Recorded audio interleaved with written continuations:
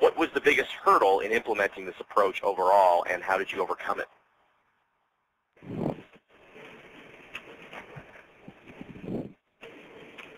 This is Bob Harlan, and I'm thinking about that. The biggest hurdle.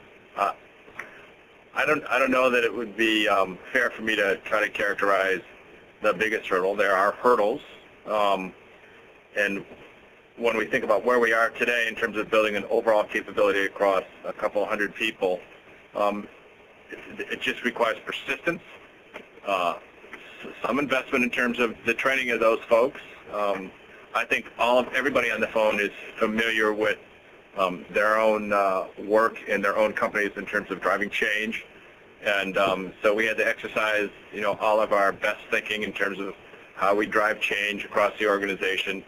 But I think that it's fair to say that once we really got a taste of this, once we really started to see what it was capable of, that to a large extent it was a self-seller.